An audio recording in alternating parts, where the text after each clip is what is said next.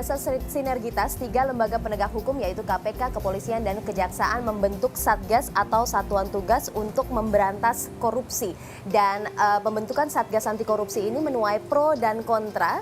Di satu sisi pro karena ini dinilai sebagai satu bentuk sinergitas, tetapi di sisi lain ada yang kontra karena dinilai ini bisa melucuti kewenangan KPK, dan di sisi lain dikhawatirkan ada kasus korupsi yang masuk angin ketika ada sejumlah oknum dari lembaga penegak hukum tersebut yang sedang diselidiki. Nah, inilah yang akan saya bahas pagi ini bersama dengan narasumber yang sudah hadir bersama saya di studio pagi ini. Selamat pagi Mas Baskara, Mbak Fitri, dan juga Mas Suparji. Saya perkenalkan terlebih dahulu satu persatu. Dari sebelah kanan saya Mas Ahmad Basara. Mas Baskara, anggota Komisi 3 DPR fraksi PDIP.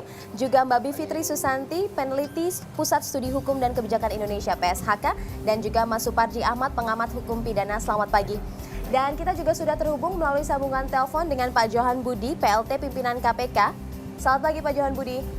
Selamat pagi, Kartika. Baik, terima kasih sudah bergabung bersama dengan kami di Bincang Pagi. Namun sebelum kami memulai perbincangan, ada informasi pengantar berikut ini yang akan kami sampaikan untuk Anda pemirsa. 3 institusi penegak hukum yaitu Komisi Pemberantasan Korupsi, Kejaksaan Agung, dan Kepolisian Republik Indonesia bersepakat membentuk Satgas Anti Korupsi. Rencana pembentukan Satgas Keroyokan Melawan Korupsi itu muncul dalam pertemuan tertutup ketiga pimpinan 3 institusi penegak hukum yang digelar di markas Korps Adiaksa beberapa waktu lalu. Kesepakatan pembentukan Satgas Anti Korupsi itu dimaksudkan Jaksa Agung Prasetyo untuk mencapai sinergitas perang melawan korupsi, sehingga hasilnya diharapkan dapat lebih efektif dan optimal dalam menangani perkara-perkara korupsi tertentu. Ada beberapa kasus yang nanti mungkin perlu dikerjakan bersama, biar kalian tahu persis bahwa kita ini satu. Baik KPK, Kejaksaan, dan Polri itu satu. Memiliki semangat yang sama, tekad yang sama untuk bersama-sama memberantas korupsi. Tidak ada tumpang tindih, nggak ada tumpang tindih. Tumpang tindih Ya? Mana tumpang tindih? Nggak tumpang tindih. Agar tidak tumpang tindih seperti apa? Dan caranya agar mempercepat kinerja dari Satgas ini seperti apa? Nah gini, seringkali dalam satu kasus itu KPK lebih punya keleluasaan untuk bertindak karena kewenangan yang lebih daripada jaksa dan polisi. Nah itu kita saling memberi dan menerima, ya. Di mana KPK mungkin kekurangan tenaga, Kejaksaan lebih banyak tenaganya, Polri banyak tenaganya, tapi kewenangan KPK lebih besar. Ya ini bisa saling bersinergi, saling mengisi, saling memberi dan menerima. Dan begitu diharapkan lebih efektif, lebih optimal hasilnya. Sementara itu, tugas Satgas Anti Korupsi dengan masing-masing institusi penegak hukum dipastikan Kepala Polri Jenderal Polisi Badrodin Haiti tidak akan saling tumpang tindih.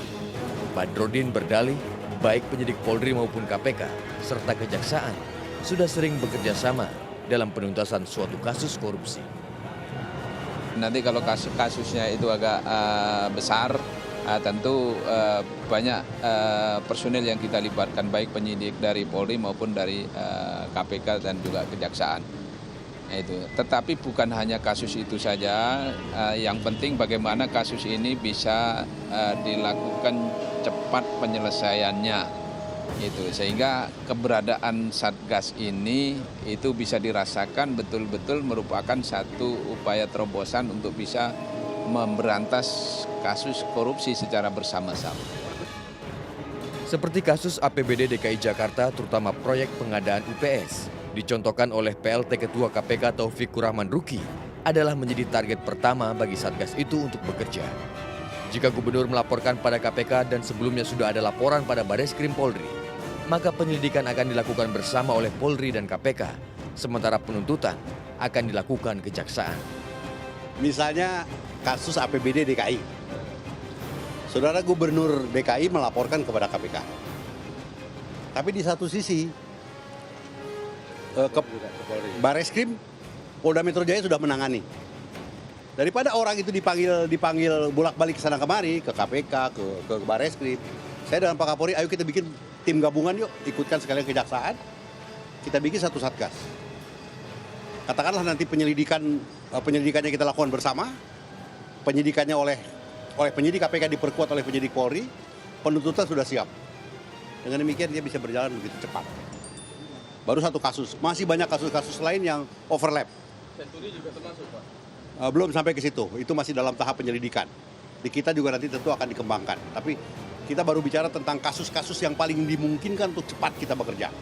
Kasus Ya. apa saja Pak yang dimungkinkan untuk bisa masuk dalam Baru akan diinventarisir. Ya, tentukan. Satu yang sudah kami bicarakan dengan Pak Kapolri adalah kasus APBD DKI 2014 ke bawah. Selain kasus APBD DKI, sejumlah kasus korupsi lainnya yang akan dibongkar masih diinventarisir.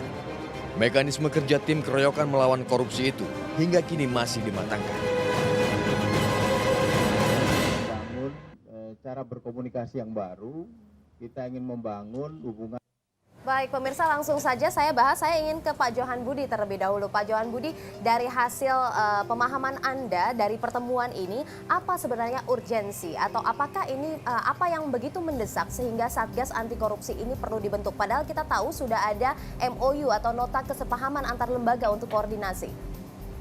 Ya, saya kira ini bukan sesuatu yang baru ya. Jadi antara KPK, Polri dan Kejaksaan itu bekerja sama dalam menangani perkara. Saya ingin mengambil contoh beberapa waktu yang lalu KPK pernah menangani sebuah perkara di Jawa Timur ya, yang melibatkan bupati. Bupatinya ditangani oleh KPK, kemudian kepala dinasnya diserahkan ke Polda waktu itu. Kemudian di Kutai Kartanegara dulu juga pernah begitu hampir sama, bupatinya tangani oleh KPK, kemudian kepala dinasnya ditangani oleh Kejaksaan.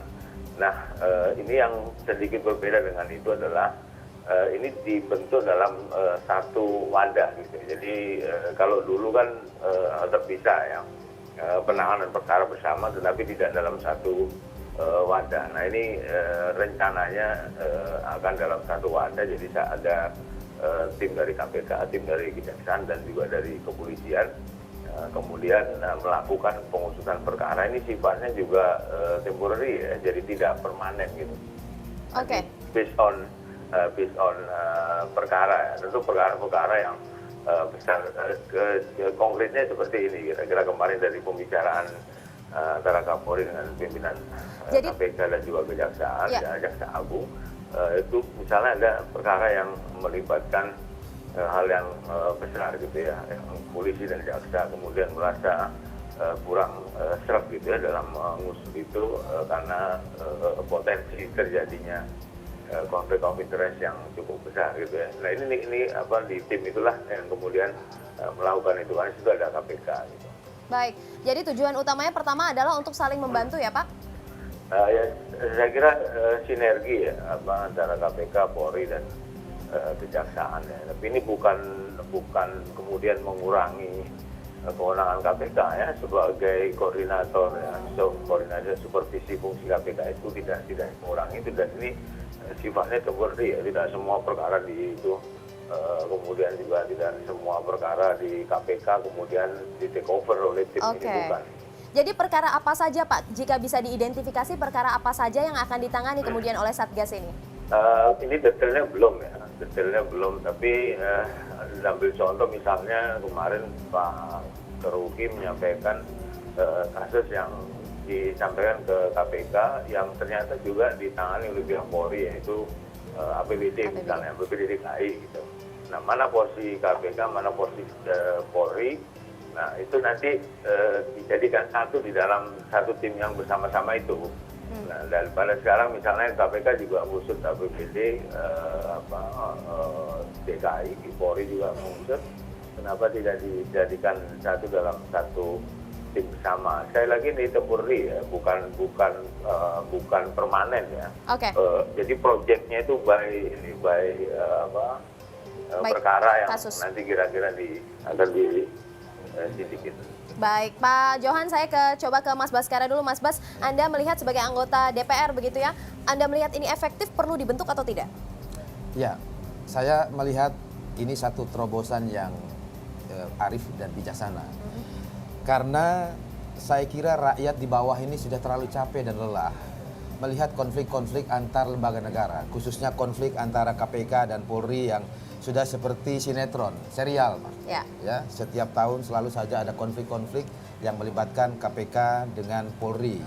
Nah, saya kira gagasan Jaksa Agung untuk mempertemukan pimpinan KPK, pimpinan Polri untuk duduk bersama menginventarisir, memetakan permasalahan-permasalahan dalam pemberantasan korupsi yang kemudian menimbulkan kesepakatan dibentuknya Satgas Anti Korupsi ini adalah satu langkah yang menurut saya pertama ini sangat sesuai dengan kepribadian bangsa Indonesia. Falsafah ideologi kita Pancasila itu mensyaratkan gotong royong antar lembaga negara, bukan gontok-gontokan tapi gotong royong. Yang kedua, amanat lex spesialis, apakah itu undang-undang KPK, apakah itu undang-undang Polri, apakah itu undang-undang kejaksaan. Di dalam undang-undang itu ada perintah agar lembaga penegakan hukum itu saling bekerja sama di dalam melaksanakan fungsi-fungsi penegakan hukum. Khususnya di dalam hal pemberantasan korupsi, undang-undang KPK juga mensyaratkan sinergi dengan lembaga penegakan hukum lain. Bahkan secara lebih eksplisit ditugaskan bagi KPK untuk melakukan supervisi dan koordinasi. Sehingga oleh karena itu kita perlu memberikan satu dukungan, terutama kami di DPR, dukungan politik tentu saja, agar prakarsa dan inisiatif semacam itu betul-betul dapat bermanfaat untuk tujuan mensinergikan antar lembaga negara di bidang penegakan hukum ini untuk lebih optimal, khususnya dalam hal pemberantasan korupsi. Kita cukup positif dan apresiasi lah terhadap gagasan ini. Sejauh ini positif responnya terhadap pembentukan Satgas ini. Tapi mungkin saya ingin minta komentar dari Mbak Fitri sebagai pengamat begitu ya dari masyarakat, Pusat Studi Hubungan Hukum dan Kebijakan. Namun komentarnya mungkin bisa disampaikan setelah jeda berikut ini. Kita harus jeda terlebih dahulu. Pemirsa tetaplah bersama kami, Bincang Pagi akan segera kembali.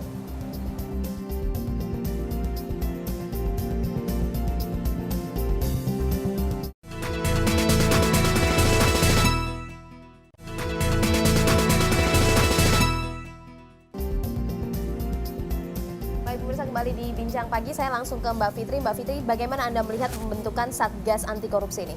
Ya, mari kita kembalikan lagi masalah utama pemberantasan korupsi di Indonesia apa? Masalahnya ada dua kan. Yang pertama adalah banyak korupsi tentu saja, tapi yang kedua yang membuat masalah korupsi semakin pelik di Indonesia adalah banyak di kalangan lembaga penegak hukum yang melakukan korupsi.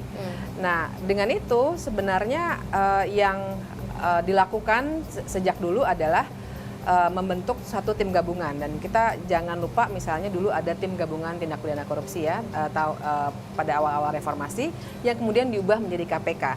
Nah, saya mau kembalikan ke sini dulu untuk mengingatkan kita semua bahwa ada masalah besar di tindak pidana korupsi di lembaga-lembaga penegakan hukum itu sendiri, dan tentu saja kita tidak bisa menutup mata ada di kepolisian banyak sekali kasus-kasus korupsi dan juga di kejaksaan. Dan dengan logika itulah sesungguhnya KPK didirikan. Nah, saya jadi melihat ini seperti logika yang dibalik lagi. Jadi KPK-nya sudah ada, tapi kemudian KPK membuat satgas lagi dengan kepolisian dan kejaksaan untuk memberantas korupsi. Jadi balik lagi ya, logikanya terbalik. Dan kemudian yang kedua terkait dengan itu, maka sebenarnya ada potensi benturan kepentingan atau conflict of interest yang luar biasa. Sekali lagi karena kita semua tahu KPK juga mengamati betul apa yang tengah terjadi di kalangan kepolisian, kemudian juga misalnya di lembaga DPR dan lain sebagainya. Dan untuk itu makanya KPK ada kan dengan kewenangannya operasi tangkap tangan, penyadapan dan lain sebagainya, karena untuk beberapa petinggi lembaga memang baru bisa kena kalau misalnya ada operasi tangkap tangan, penyadapan dan lain sebagainya, termasuk di kepolisian. Dan kita juga tahu kejaksaan juga banyak sekali oknumnya di daerah, apalagi banyak terjadi pemerasan oleh jaksa-jaksa dan lain sebagainya. Nah, kekhawatiran luar biasa kalau Satgas ini terjadi, maka yang terjadi adalah kompromi-kompromi. Dan ini pernah terjadi, ini jadi bukan hayalan berdasarkan imajinasi, tapi ada pengalaman serupa, ada pengalaman pada masa Orde Baru. Kita punya lembaga namanya Mahkejapol. Itu lembaga kerjasama Mahkamah Agung, Kejaksaan dan Kepolisian.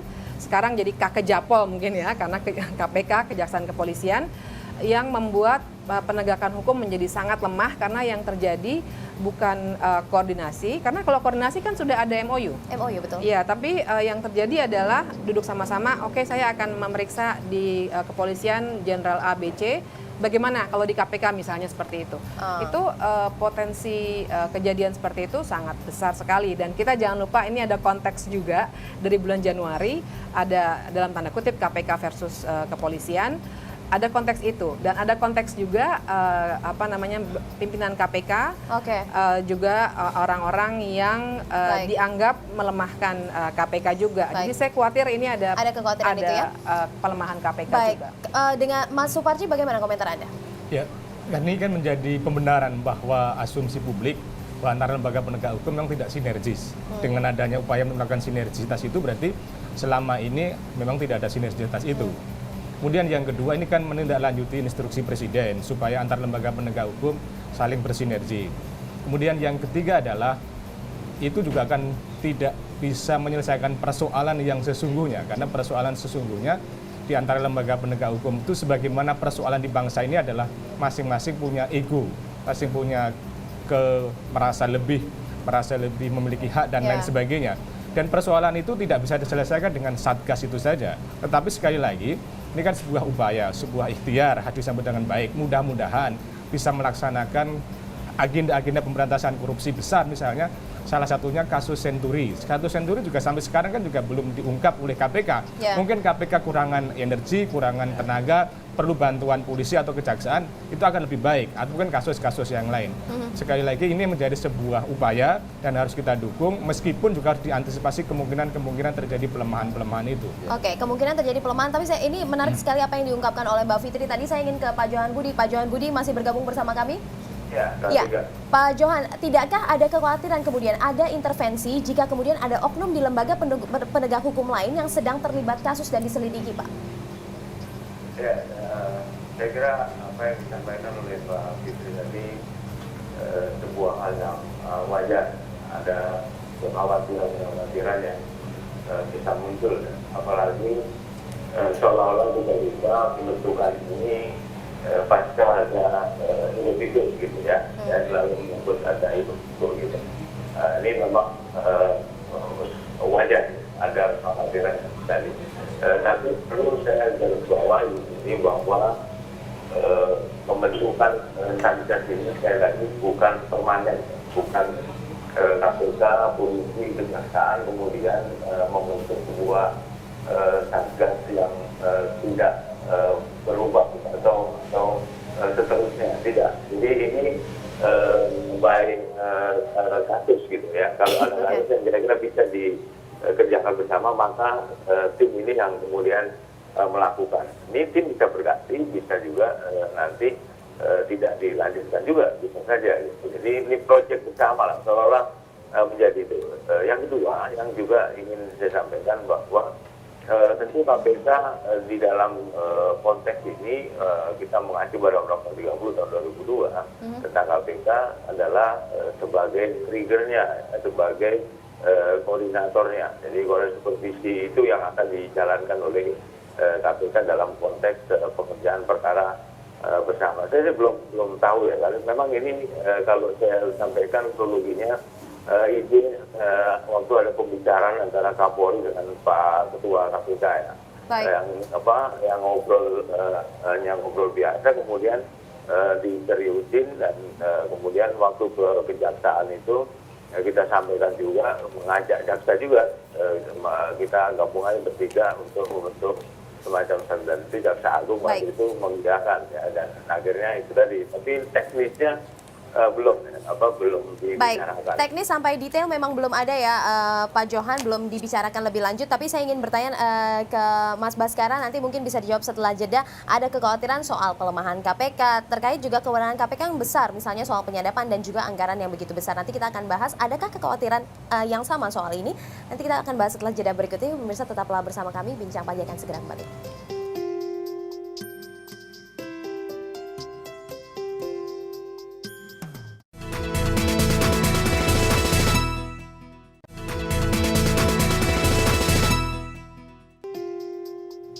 Kembali di Bincang Pagi, pemirsa, menarik adalah salah satu keunggulan dari KPK selama ini adalah fungsi penyadapan yang bisa dilakukan sehingga bisa melakukan operasi tangkap tangan dan lain sebagainya begitu ya. Dan ini yang dikhawatirkan, apakah kewenangan ini perlahan-lahan dilucuti dengan adanya Satgas Anti Korupsi ini, ketika menyelesaikan satu perkara harus melaporkan dan bersinergi dulu dengan lembaga penegak hukum yang lain. Anda melihatnya seperti apa? Iya, Vina. Menurut pendapat saya, berbagai pendapat yang bersifat pesimis maupun optimis terhadap upaya pembentukan Satgas Anti Korupsi ini sah-sah. ini alam demokrasi, bahkan demokrasi liberal, siapapun berhak untuk berbicara. Tetapi bagi saya sebagai wakil rakyat, saya mendapatkan SMS masukan dari konstituen saya di Dapil Malang Raya itu. Mereka mengatakan, Pak, kami melihat KPK, Polri, dan Kejaksaan duduk bersama pimpinannya, akur, rukun, damai, itu rakyat itu sudah senang. Kenapa? Karena mereka rindu kedamaian-kedamaian, kerukunan-kerukunan antar lembaga penegak hukum semacam ini. Dan seperti saya katakan tadi, mereka sudah lelah melihat lembaga negara yang saling bertikai. Kalau tadi Mbak Fitri mereferensi zaman Orde Baru, ada Mah Kejapol, yang itu menjadi sarana kolusi untuk melindungi koruptor dan lain sebagainya. Saya tarik ke belakang, lebih jauh lagi, zaman kolonial. Kolonial dulu, Belanda tuh menerapkan praktek politik divide et impera, politik adu domba, ya. Kesultanan-kesultanan kerajaan pada waktu itu diadu domba supaya apa? Supaya negara Nusantara ini lemah, supaya mereka bisa menjajah gitu loh. Nah, saya khawatir ini bentuk baru divide et impera itu. Ya, antar lembaga negara ini tidak boleh akur, tidak boleh rukun, tidak boleh bersinergi, tidak boleh bekerja sama supaya tidak kuat negara ini. Sehingga oleh karena itu sekali lagi kita patut memberikan apresiasi terhadap ikhtiar ini seperti Mas Suparji katakan tadi. Tetapi bagaimana formatnya? Saya kira Pak Ruki sudah mengatakan kerjasama ini bersifat ad hoc pada kasus-kasus besar yang mana KPK secara sumber daya organisasi dan sumber daya manusia barangkali belum memadai. Karena kita ketahui keterbatasan anggaran, personil, jaringan KPK di daerah yang tidak dimiliki. Kalau kemudian tidak disupport, tidak didukung oleh resources yang ada di kepolisian, yang ada di kejaksaan, saya kira akan putus juga langkah KPK di dalam menangani kasus-kasus korupsi yang sifatnya terstruktur, sistematis dan masif itu. Justru dengan kerjasama inilah seharusnya kejaksaan dan polisi mendukung resources yang dia miliki untuk mencapai apa yang menjadi target-target operasi pemberantasan korupsi yang dipimpin oleh KPK. Itu, dan jangan lupa ketiga undang-undang lembaga penegakan hukum ini, baik undang-undang KPK, Polri dan Kejaksaan, semuanya mensyaratkan sinergi antar lembaga negara. Gitu. Jadi kita, kalau Mbak Fitri pesimis, saya cukup optimis. Ini juga suara dari masyarakat. Kita tentunya sepakat bahwa jika ada harmonisasi antar lembaga penegak hukum dan juga saling membantu SDM itu luar biasa, kita support begitu ya. Tapi sebagian masyarakat juga ada yang skeptis begitu. Mungkin ini bisa diwakilkan oleh teman-teman di sini.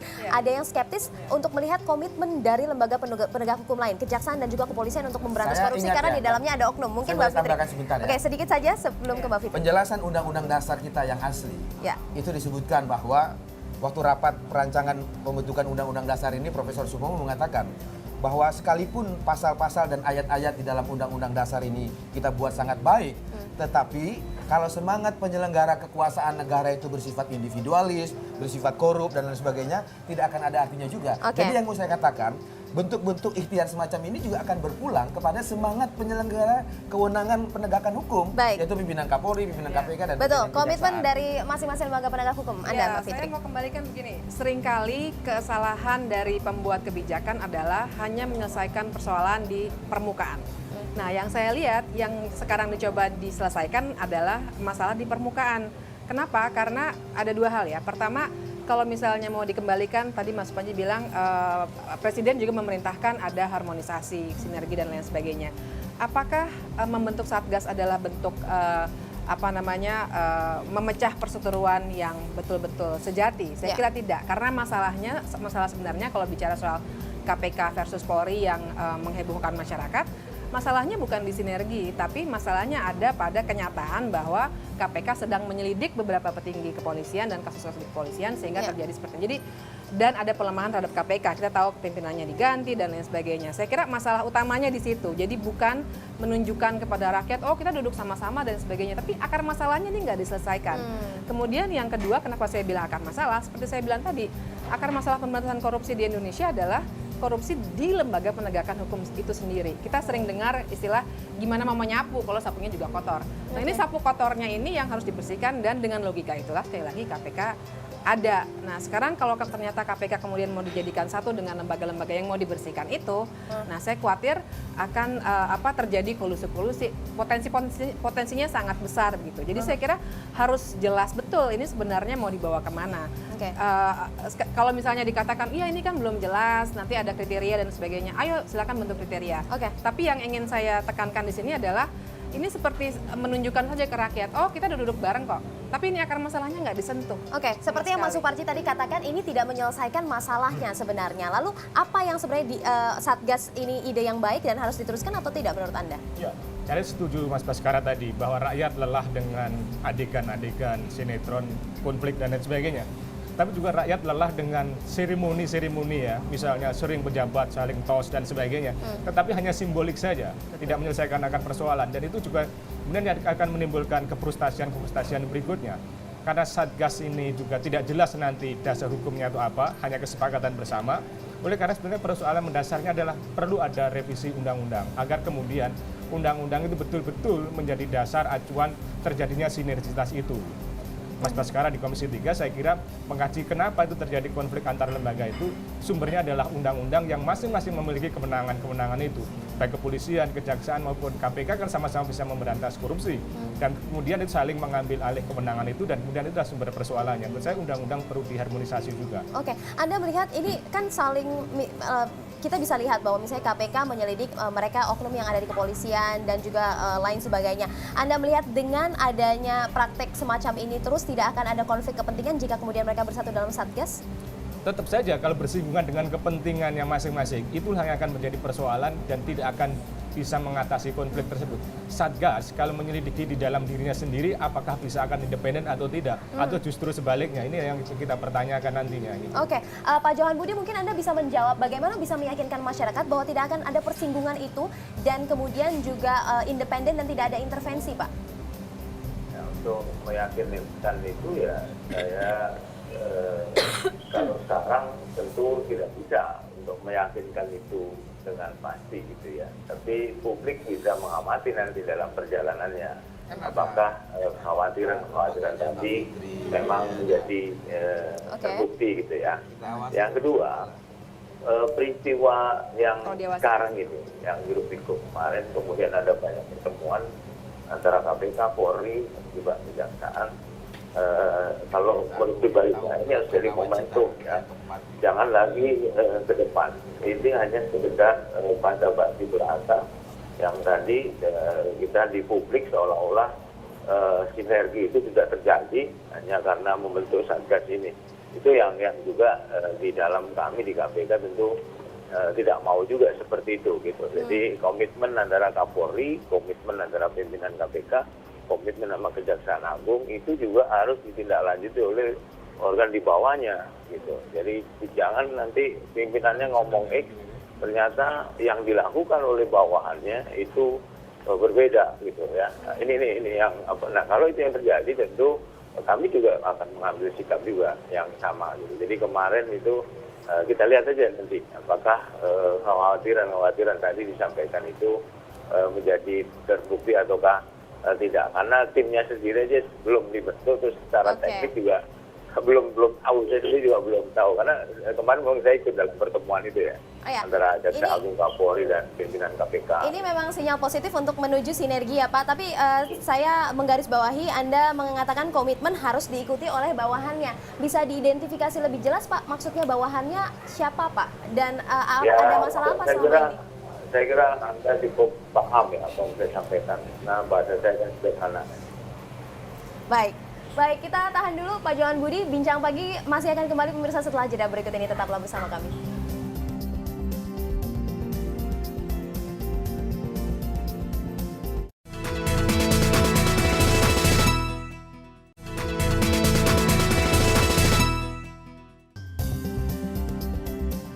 Kembali di Bincang Pagi, pemirsa, saya ingin bertanya ke Pak Johan Budi. Pak Johan Budi, Anda tadi sudah ungkapkan bahwa ini KPK yang menjadi leader. Apakah ini berlaku untuk setiap kasus yang nanti akan dikerjakan oleh Satgas, begitu menjadi koordinator? Lalu apakah kemudian ketika akan melakukan penyadapan, KPK harus berkoordinasi dengan lembaga penegak hukum yang lain? Ya, ini pertanyaan yang terlalu jauh ya. Terlalu detail sampai ngomong soal penyadapan. Oke, belum sampai situ ya Pak? Perkara diselesaikan dengan penyadapan. Ya. Hanya 10% mungkin ya, di KPK itu yang menangani perkara melalui penyadapan. Selebihnya tidak. Jadi lagi nanti teknisnya itu akan dibicarakan di level bawah ya. di Deputi, kemudian di Barreskrim, kemudian di Jampitsus. Sekali lagi saya ingin underline di sini bahwa ini bukan permanen ya. Jadi by project gitu. Jadi bisa aja cuma satu perkara gitu, atau 2 perkara gitu yang setelah selesai ya udah selesai gitu. Nanti dalam konteks inilah apa yang tadi di awal saya sampaikan, kita pernah menangani perkara bersama, KPK yang menangani bupati, polisi yang menangani dinasnya. Nah ini dikumpulkan dalam satu tim itu gitu loh, apa pengerjaannya itu, gitu. Kira-kira gitu. Baik, Pak. Tapi teknisnya belum Ya. tahu juga ya. Baik, teknis masih akan dibicarakan ya Pak. Tapi kemudian kalau Anda katakan tadi ini tidak permanen, ad hoc begitu, landasan hukumnya kira-kira seperti apa Pak? Dalam bentuk apa? Kami punya MOU antara KPK dengan Polri, dengan Kejaksaan, ada MOU-nya. Seperti polisi di KPK, jaksa di KPK itu kan dasarnya kan MOU.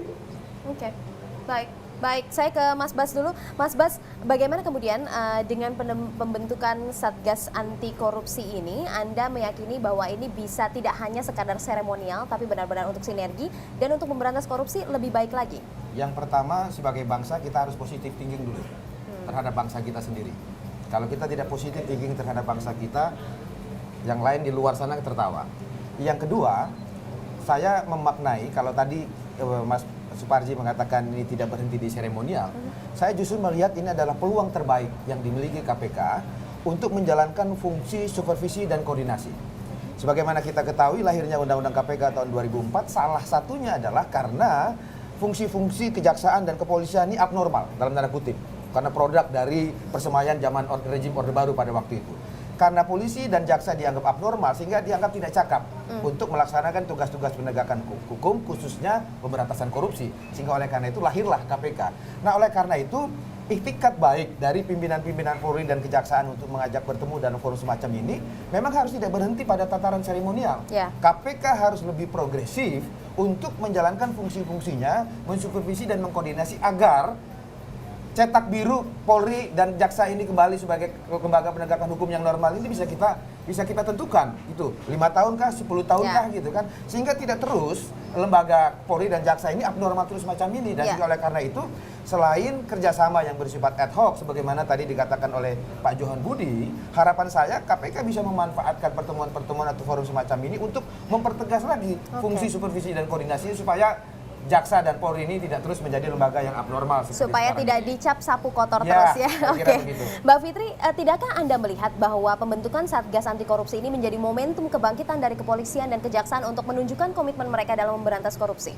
Masalahnya, apakah kita melihat ada komitmen itu dari kepolisian dan kejaksaan? Kalau saya melihat terus terang saja tidak. Karena dan saya tentu saja dengan argumentasi bahwa kita bisa lihat dari mulai bulan Januari kemarin KPK versus Polri ini kan sudah mengangkat banyak kasus ke permukaan ya, banyak sekali kriminalisasi dan saya tidak bicara kriminalisasi hanya di sini ya dengan Denny Indrayana, Abraham Samad, Bambang Wijayanto dan lain sebagainya, tapi juga jangan lupa di daerah itu banyaknya luar biasa. Nenek Asyani itu kan sebenarnya salah satu korban kriminalisasi. Nah, apakah betul kepolisian dan kejaksaan mau reformasi? Itu yang harus dipertanyakan. Dan dengan itu, dengan argumentasi saya tadi yang bagian awal, sebenarnya yang ingin saya tekankan adalah saya khawatir dengan seremoni ini kita semua jadi lupa masalah sebenarnya apa. Masalah sebenarnya adalah 2 hal. Pertama, ada pelemahan KPK dan ini sudah kelihatan nyata dari awal ya, penggantian pimpinan, kemudian juga upaya nanti perubahan undang-undang KPK dan lain sebagainya. Tapi juga ada yang kedua, kita lupa bahwa akar masalah kenapa Presiden Joko Widodo juga memerintahkan ada sinergisasi dan lain sebagainya itu kan karena ada konflik KPK Polri. Nah, jangan sampai betul kita bisa bilang ya nanti mungkin akan didetailkan dan lain sebagainya, betul. Tapi dari awal jangan sampai ini melenakan masyarakat publik. Oh, ini udah selesai semuanya. Padahal masalahnya ada di KPK versus Polri karena kepolisian dan kejaksaan belum mau reformasi ternyata. Akhirnya nanti dalam jangka panjang saya khawatir KPK-nya akan dikikis terus gitu, dibuat lemah secara politis maupun secara hukum. Oke, lebih mengakar sebenarnya masalahnya ya. Mas Suparji, mungkin Anda bisa berkomentar. Masalah sebenarnya Anda sudah sebut tadi adalah ego sektoral. Lalu apa sebenarnya solusinya? Selesaikah dengan tadi revisi undang-undang? Bagaimana untuk sinergi ini? Ya, yang pertama saya kira harus dilakukan satu political will, political commitment, dan sekaligus political action itu betul-betul ada konsistensi. Jangan bicara pada kemauan, jangan hanya bicara pada retorika, tapi actionnya harus betul-betul dilaksanakan. Yang kedua adalah buat aturan main yang jelas. Kalau memang ada sebuah kesepakatan, kalau hanya dituangkan pada MOU, itu juga sudah pernah ada dan ternyata juga tidak mengatasi persinggungan-persinggungan itu, maka itu tidak akan menyelesaikan masalah. Kemudian yang ketiga, ungkap apa kira-kira yang menjadi agenda besar yang akan ditangani oleh tim Satgas itu, dan kemudian pada akhirnya tindak lanjuti makna dari reformasi mental, karena memang pada prinsipnya ini kan soal kultur di lembaga-lembaga itu yang tidak mau terbuka, yang tidak mau bersinergi, dan kalau itu hanya diselesaikan dengan satgas-satgas ini saya kira tidak akan menyelesaikan persoalan, tapi sekali lagi harus didukung dengan reformasi mental. Gitu. Oke, baik Pak Johan Budi, mungkin sebagai kesimpulan Anda bisa menyampaikan supaya benar-benar sinergi itu tercapai dan supaya tidak ada kemudian kekhawatiran lagi di mata masyarakat adanya pelemahan KPK. Ya, kalau bagi saya kata-kata sinergi itu jangan sekedar slogan, jangan sekedar basa-basi atau sandiwara yang di depan publik seolah-olah KPK Polri ini, terutama KPK dan Polri itu sudah melakukan sinergi tanpa menyentuh akar permasalahan yang mendasar tadi, seperti yang Mbak Fitri sampaikan.